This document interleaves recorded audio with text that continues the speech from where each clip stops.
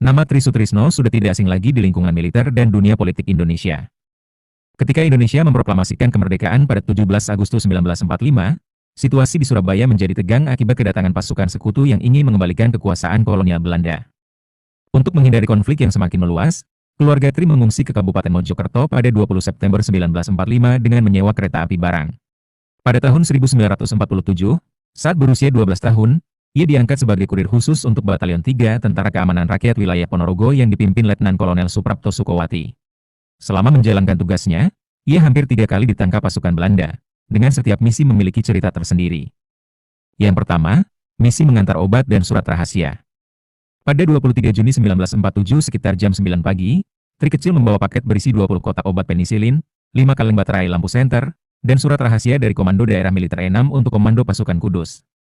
Dalam perjalanan dari Pos Demak ke Pos Karangawen, saat memasuki Desa Karangawen dekat jembatan penghubung Desa Karangawen dan Kedunguni, ia melihat 3 mobil truk dan 2 kendaraan lapis baja milik pasukan Belanda yang sedang patroli. Ia menyembunyikan paket di bawah tumpukan jerami di halaman belakang rumah Pak Suroso, seorang petani yang dipercaya pasukan Republik. Setelah itu, ia mengambil beberapa kayu dan berjalan seolah mencari kayu bakar untuk ibunya. Saat dihentikan prajurit Belanda, ia menjawab pertanyaan dengan bahasa Jawa lokal Mojokerto. Hampir 15 menit diperiksa tanpa ditemukan hal mencurigakan, prajurit Belanda pergi karena mengira dia hanyalah anak kampung yang bodoh. Setelah itu Tri pun melanjutkan misinya dan berhasil membawa paket sampai tujuan. Kedua, misi menyerahkan laporan dan peta tangan.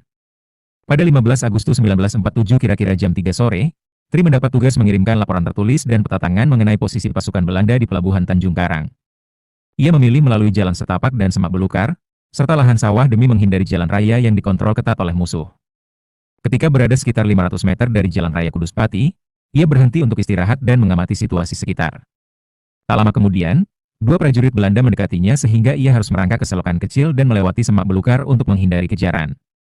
Setelah beberapa jam melewati medan sulit, ia berhasil mencapai wilayah Republik di Desa Juwiring. Badan dan wajahnya penuh lumpur, rambut kusut, serta pakaiannya sobek akibat gesekan rerumputan berduri dan cabang kayu hingga hampir tidak dikenal. Ia menjelaskan identitasnya dan menunjukkan tato bintang kecil di telapak tangan sebagai bukti keanggotaannya, barulah dia dipersilahkan masuk untuk memberi laporan serta menyerahkan peta tangan tersebut. Dan yang ketiga, misi memantau rombongan militer Belanda. Pada 7 Oktober 1947 sekitar jam 7 pagi, Tri ditugaskan memantau rombongan militer Belanda yang bergerak dari Semarang ke Kendal berdasarkan informasi agen intelijen.